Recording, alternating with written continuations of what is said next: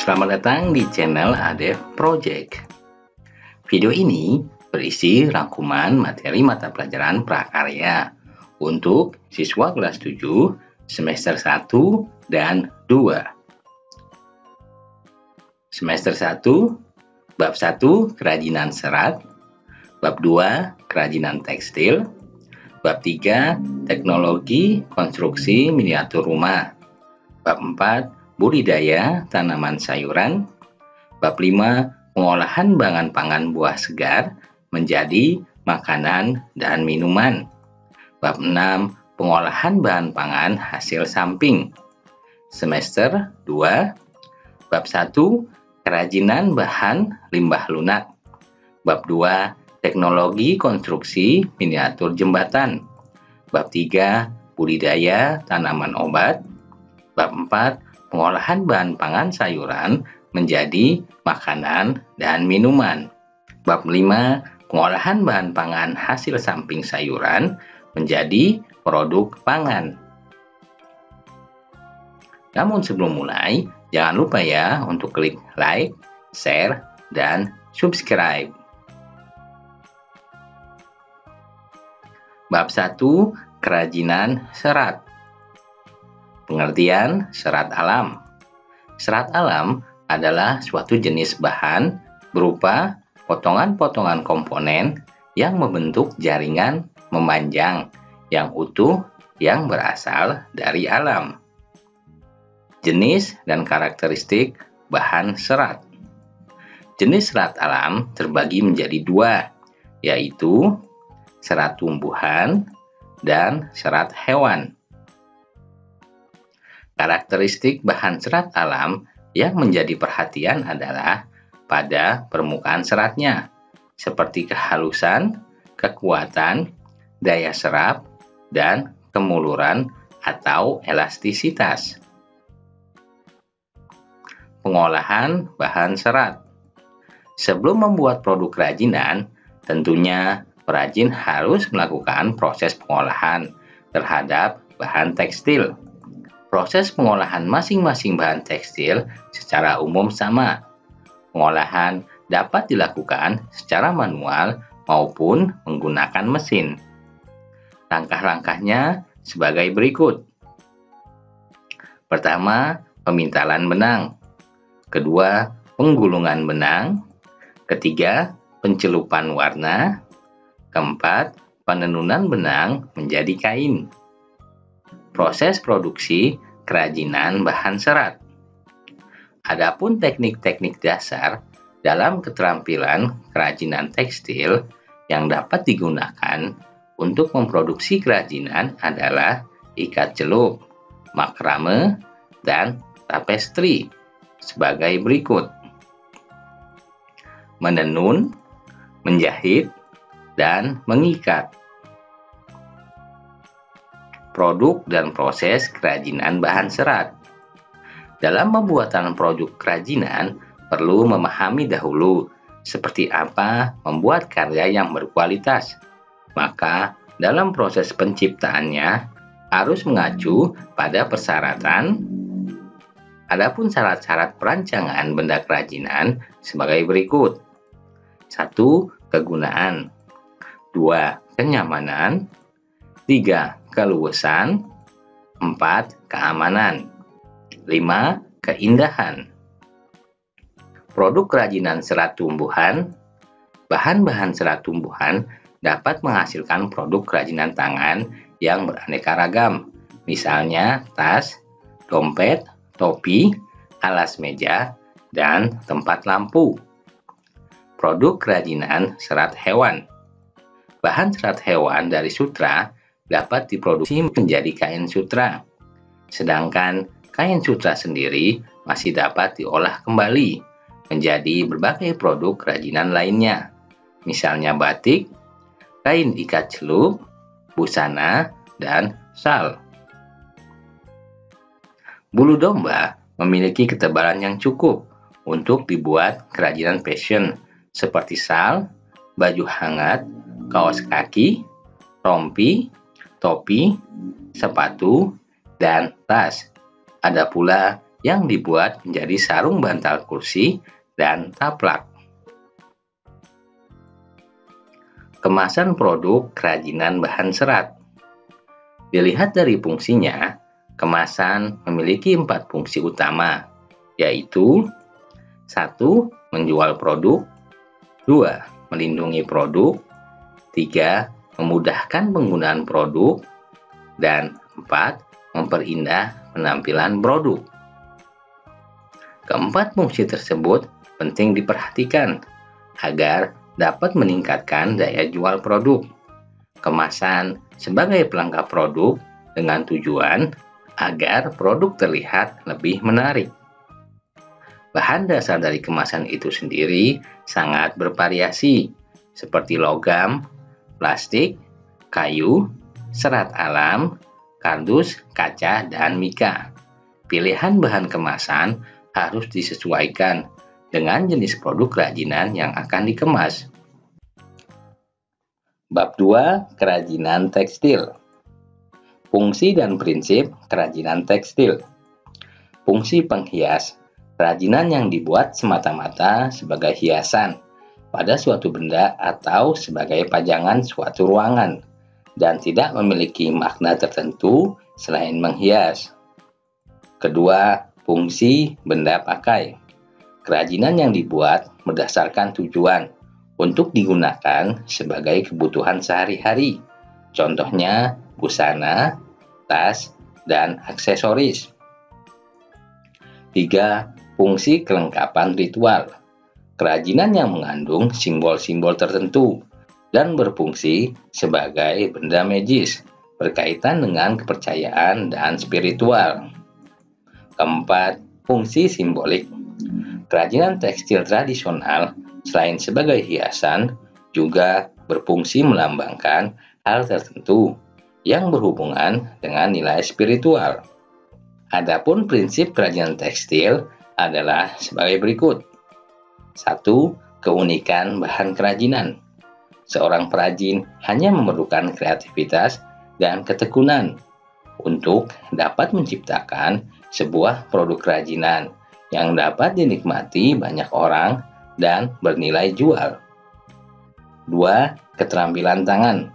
Dalam hal ini sangat dibutuhkan keterampilan tangan dalam mengerjakan pekerjaan manual yang bersifat praktik, seperti halnya seorang mekanik.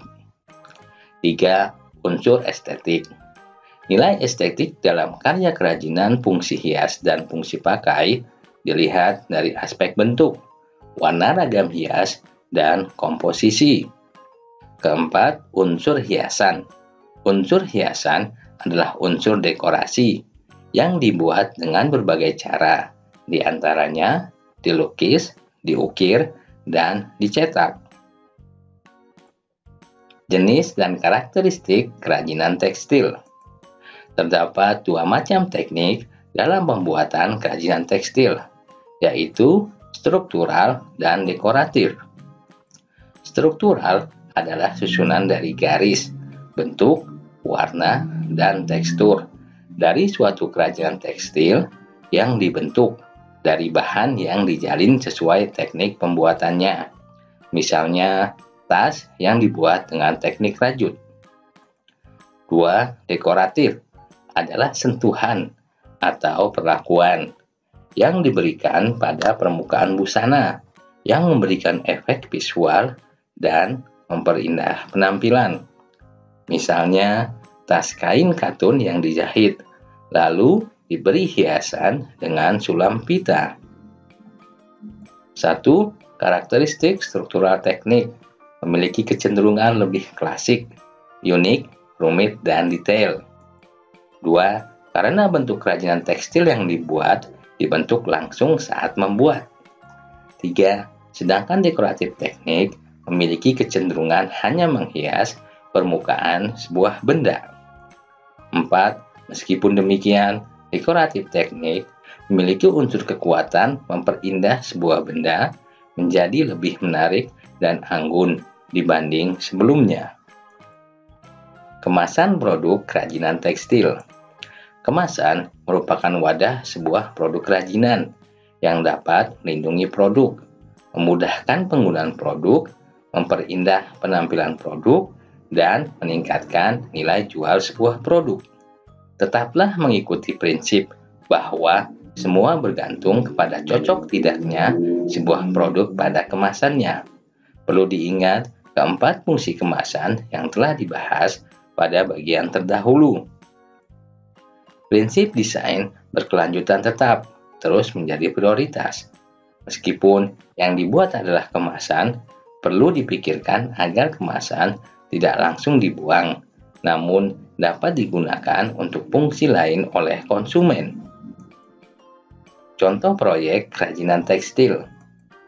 Contoh proyek merupakan bagian penting yang dapat membuat tugas individu. Contoh di bawah ini tidak harus menjadi proyek yang wajib untuk diikuti. Kamu dapat memilih jenis pembuatan kerajinan tekstil seperti yang telah disajikan sebelumnya. Perhatikan potensi wilayah dalam menentukan karya yang akan dibuat. Bab 3. Teknologi konstruksi miniatur rumah. Teknologi merupakan ilmu pengetahuan terapan untuk mewujudkan kenyamanan dan kemudahan hidup manusia. Berdasarkan kegunaannya, teknologi digolongkan menjadi beberapa jenis. Teknologi konstruksi merupakan teknologi yang digunakan untuk membangun sarana maupun prasarana. Bagian-bagian rumah terbagi menjadi 3, yaitu bagian bawah, tengah, dan atas. Bahan-bahan yang dapat digunakan untuk membuat miniatur rumah bermacam-macam, mulai dari styrofoam, korek api, stik es krim, kardus, triplek, dan perekat. Prosedur pembuatan konstruksi miniatur rumah dilakukan melalui beberapa tahapan, yaitu dimulai dari pembuatan rancangan, menyiapkan alat dan bahan, membuat miniatur rumah berdasarkan rancangan, dan melakukan penyelesaian akhir atau finishing. Bab 4. Budidaya tanaman sayuran. Sayuran merupakan bahan pangan asal tumbuhan yang mempunyai kadar air dan serat tinggi, serta banyak mengandung vitamin dan mineral yang dibutuhkan oleh tubuh. Sayuran dikelompokkan berdasarkan bagian yang dapat dimakan atau dimanfaatkan. Bagian tanaman yang dapat dimakan atau dimanfaatkan meliputi daun, tangkai daun, umbi, batang, akar, bunga, buah, dan biji. Sarana dan peralatan budidaya tanaman sayuran meliputi benih atau bibit, media tanam, pupuk, pestisida, serta alat pengolahan tanah dan perawatan. Tahapan budidaya tanaman sayuran meliputi pengolahan tanah, pembibitan, penanaman, perawatan, penyulaman, penyiangan, pembubunan, pemupukan, pengendalian, pemanenan, dan pasca panen. Hidroponik adalah salah satu teknologi budidaya tanaman tanpa tanah dengan pemberian hara tanaman yang terkendali. Vertikultur merupakan teknik budidaya pertanian yang dilakukan secara vertikal atau bertingkat, baik indoor maupun outdoor. Bab 5. Pengolahan bahan pangan buah segar menjadi makanan dan minuman. Pengolahan pangan adalah teknologi yang berperan penting dalam memenuhi kebutuhan masyarakat selaku konsumen. Peran teknologi pengolahan pangan dalam bentuk perancangan produk, pengolahan bahan baku, tindak pengawetan, pengemasan, penyimpanan, dan pemasaran, serta distribusi produk ke konsumen. Setiap hari perlu mengkonsumsi agar asupan kebutuhan nutrisi cukup bagi kesehatan tubuh kita. Kandungan nutrisi yang utama dalam buah-buahan adalah air, vitamin dan mineral, serat, antioksidan, dan karbohidrat. Kandungan vitamin dan mineral pada buah berguna untuk mengatur berbagai proses dalam tubuh, membantu pembentukan energi, serta proses berpikir. Pengertian dari buah segar adalah bahan pangan yang tidak memerlukan pengolahan, sudah dapat dikonsumsi secara langsung. Berdasarkan sifatnya, buah-buahan dikelompokkan menjadi beberapa golongan, yaitu berdasarkan musim berbuahnya, iklim tempat tumbuhnya, dan proses pematangannya. Sifat buah-buahan berdasarkan musim berbuahnya meliputi buah musiman dan buah sepanjang tahun. Sifat buah-buahan berdasarkan iklim tempat tumbuhnya meliputi buah tropis dan buah subtropis. Berdasarkan proses pematangannya, sifat buah-buahan meliputi buah klimaterik dan buah non-klimaterik. Teknik dasar pengolahan dibedakan menjadi dua, yaitu teknik pengolahan pangan panas basah dan teknik pengolahan pangan panas kering. Teknik pengolahan pangan panas basah menggunakan bahan dasar cairan untuk mematangkan makanannya dengan tidak melebihi suhu didih.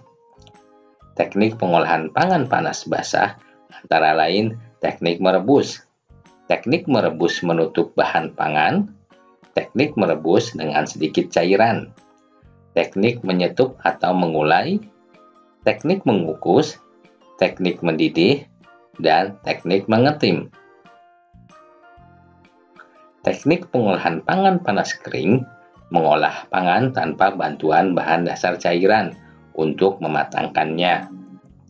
Teknik pengolahan pangan panas kering terdiri atas teknik menggoreng dengan minyak banyak, teknik menggoreng dengan minyak sedikit, teknik menumis, teknik memanggang, dan teknik membakar. Tahapan pembuatan pengolahan pangan yaitu perencanaan, meliputi identifikasi kebutuhan dan ide gagasan. Pelaksanaan meliputi persiapan dan proses pembuatan, penyajian dan pengemasan, serta evaluasi. Fungsi kemasan yang utama adalah untuk melindungi produk dari kontaminasi bahan-bahan berbahaya dan mikroba di lingkungan agar aman saat dikonsumsi dan mempunyai waktu simpan yang cukup lama. Dalam melakukan pembuatan pengolahan makanan dan minuman, perlu memperhatikan keselamatan kerja dan kebersihan. Bab 6. Pengolahan bahan pangan hasil samping buah menjadi produk pangan. Bahan pangan hasil samping buah adalah bahan samping yang dihasilkan dari tanaman buah. Selain buah yang merupakan bahan pangan utama, setiap tanaman buah memiliki hasil samping buah, seperti kulit buah, biji buah, daun, dan jantung buah yang bermanfaat bagi kesehatan tubuh. Hasil samping buah ada yang berupa limbah yang hanya dapat dimanfaatkan sebagai pupuk kompos, ada yang berupa bahan dasar kerajinan, dan ada pula yang masih dapat dimanfaatkan sebagai bahan pangan. Bahan pangan buah yang hasil sampingnya dapat diolah menjadi produk pangan, selain bermanfaat bagi kesehatan tubuh, juga dapat menghasilkan ekonomi. Karakteristik berdasarkan sifat alami dari dinding buah, yaitu beri, aspergillum, drupa, pome, dan pepo. Contoh olahan pangan hasil samping buah yaitu jantung pisang dapat diolah menjadi sayur lodeh, acar, urap, gulai, tumis, dan abon. Kulit buah manggis dapat diolah menjadi minuman jus, pil ekstrak, dan minuman teh. Kulit jeruk yang dihasilkan diolah menjadi manisan sebagai bahan pendukung masakan dan kalua dari kulit jeruk Bali. Kulit pisang dapat diolah menjadi bahan pangan selai kulit pisang. kerupuk kulit pisang, es krim kulit pisang, dan tepung kulit pisang. Teknik dasar pengolahan dibedakan menjadi dua, yaitu teknik pengolahan pangan panas basah dan teknik pengolahan pangan panas kering. Teknik pengolahan pangan panas basah menggunakan bahan dasar cairan untuk mematangkan makanannya dengan tidak melebihi suhu didih. Yang termasuk teknik pengolahan pangan panas basah antara lain teknik merebus menutup bahan pangan, teknik merebus dengan sedikit cairan, teknik menyetup atau mengulai, teknik mengukus, teknik mendidih, dan teknik mengetim. Teknik pengolahan pangan panas kering adalah teknik pengolah pangan tanpa bantuan bahan dasar cairan untuk mematangkannya. Teknik ini terdiri atas teknik menggoreng dengan minyak banyak, teknik menggoreng dengan minyak sedikit, teknik menumis, teknik memanggang, dan teknik membakar. Setiap teknik pengolahan pangan digunakan sesuai dengan kebutuhan olahan pangan yang akan dibuat. Tidak semua teknik pengolahan akan digunakan untuk satu olahan pangan.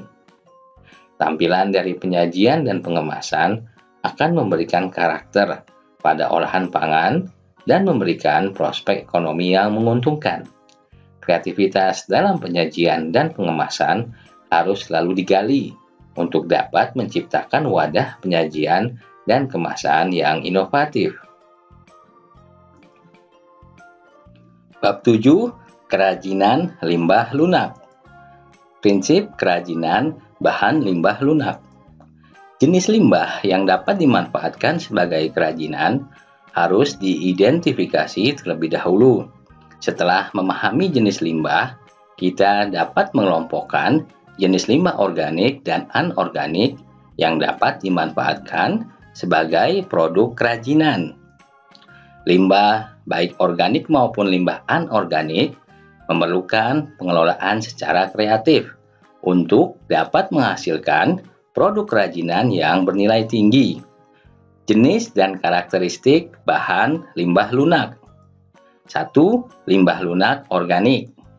Limbah lunak organik lebih banyak berasal dari tumbuh-tumbuhan. Semua bagian dari tumbuhan yang dapat dikategorikan limbah dapat diolah menjadi produk kerajinan. Limbah lunak organik yang dapat dijadikan karya kerajinan antara lain kulit jagung, kulit bawang, kulit kacang, kulit buah atau biji-bijian, jerami, kertas, dan pelepah pisang. 2. Limbah lunak anorganik. Limbah lunak anorganik berasal dari bahan olahan dengan campuran zat kimiawi dan menghasilkan bahan yang lembut, empuk, lentur, dan mudah dibentuk, serta diolah dengan bahan yang sederhana. Sementara itu, sifat dari limbah lunak anorganik ini relatif sulit terurai, dan mungkin beberapa bisa terurai, tetapi memerlukan waktu yang lama.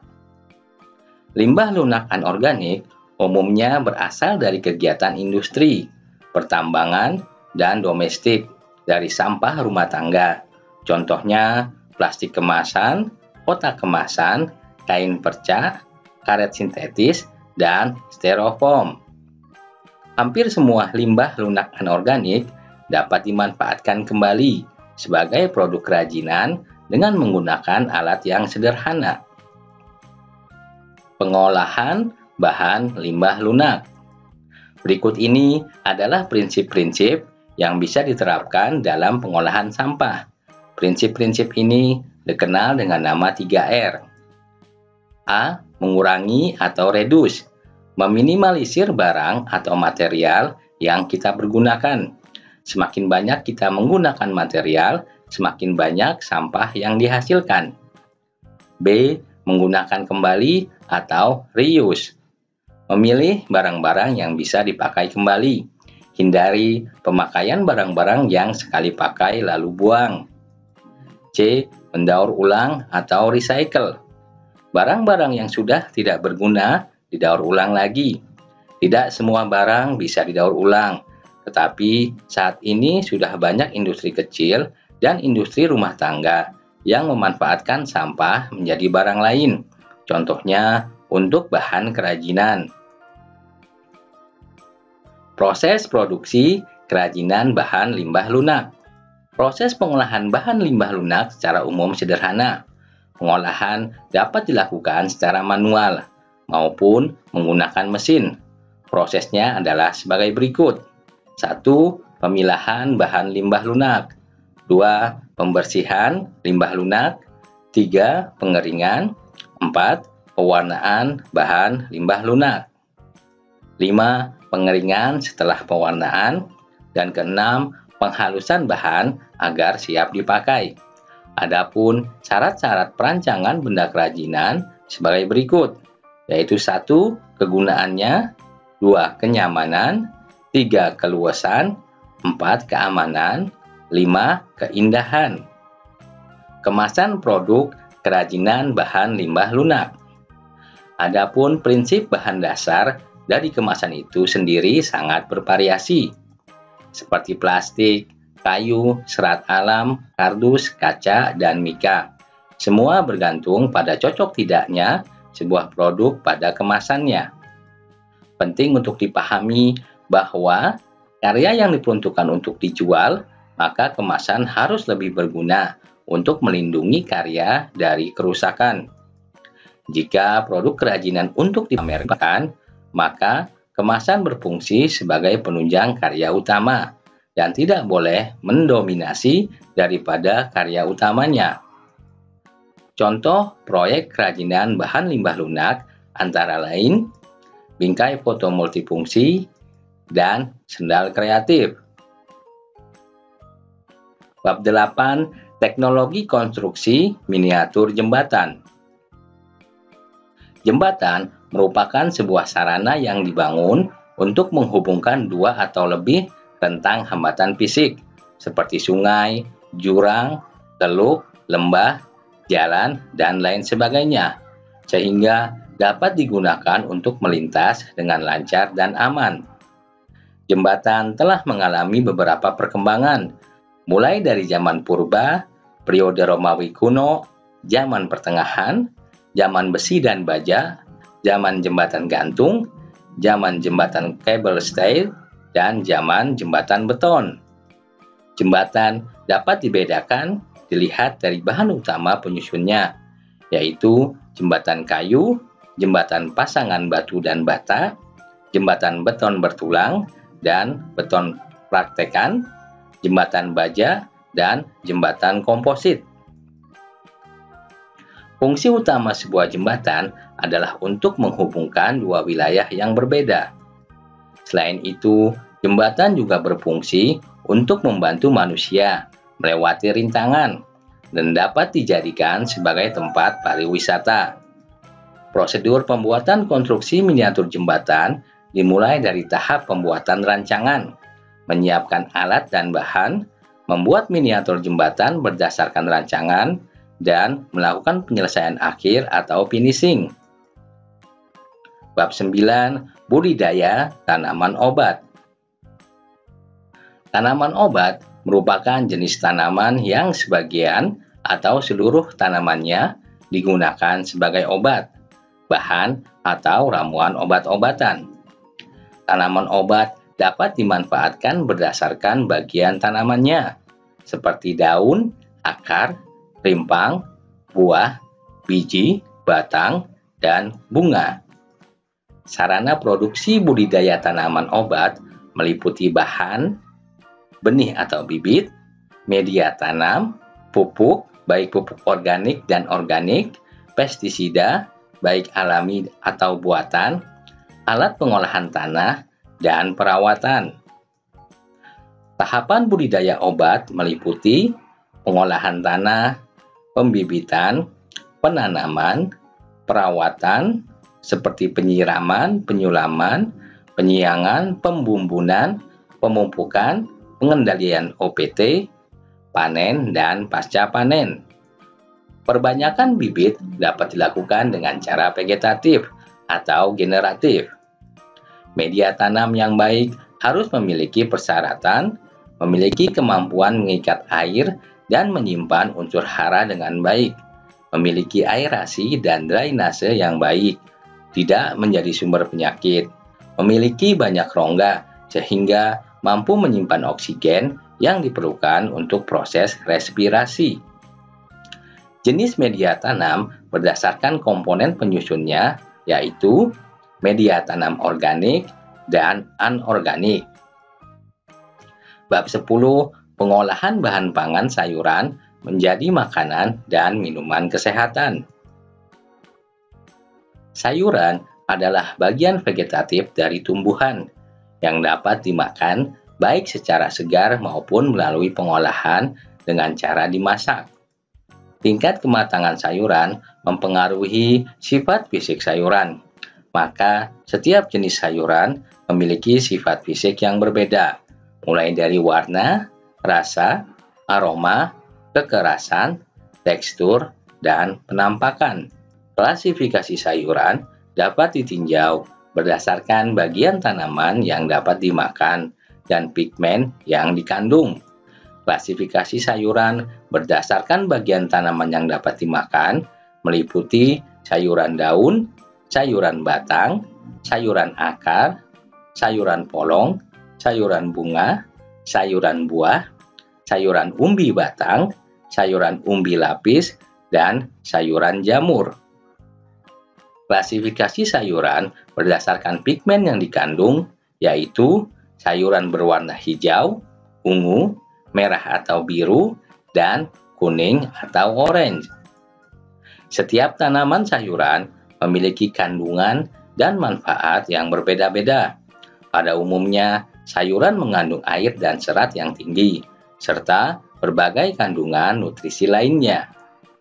Sayuran apabila dimakan mentah, maka kandungan nutrisinya dapat diperoleh secara utuh.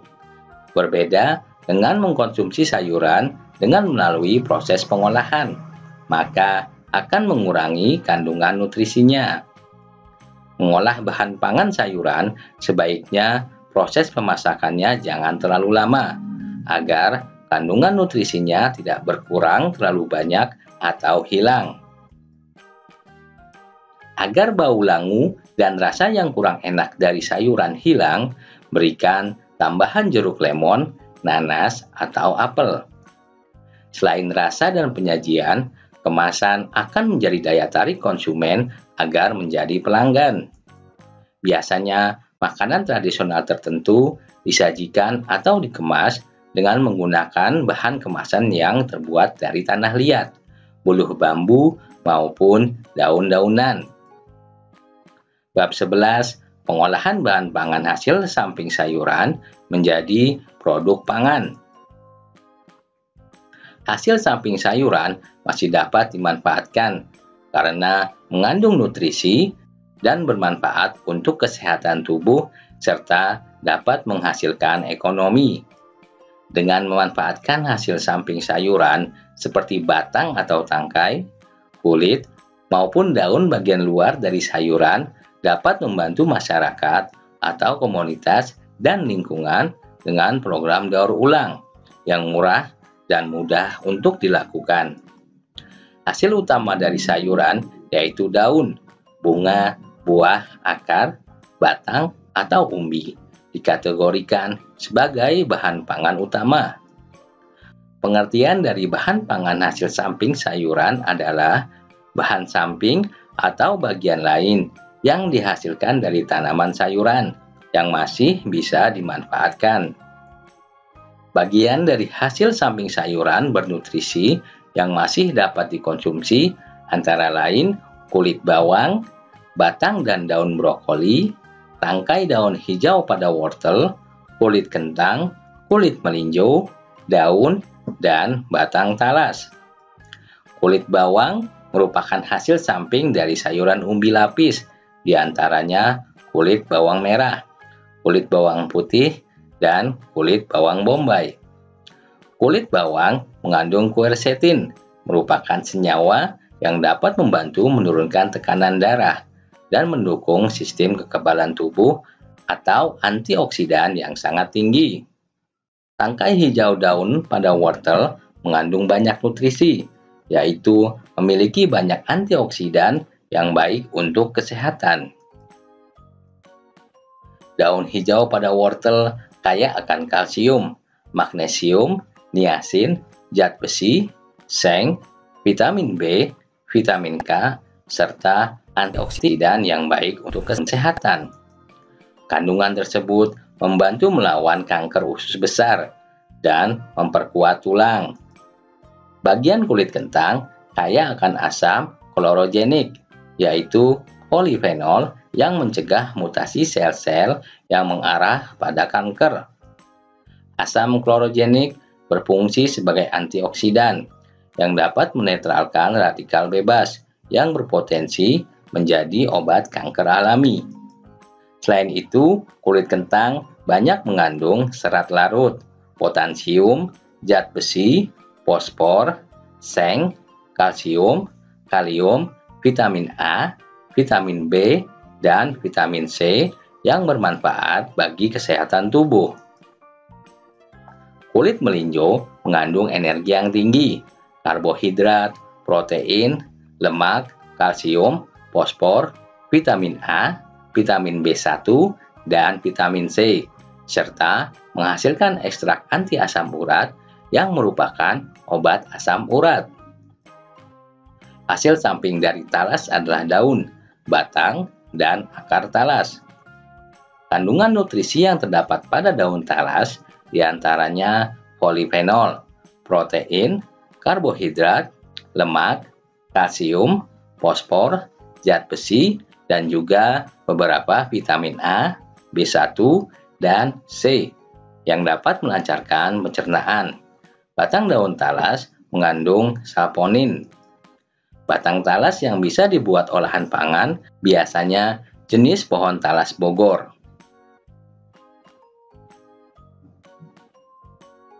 Demikianlah rangkuman materi pelajaran prakarya untuk siswa kelas 7 semester 1 dan 2. Sampai jumpa di video lainnya. Jangan lupa untuk klik like, subscribe, dan tekan loncengnya.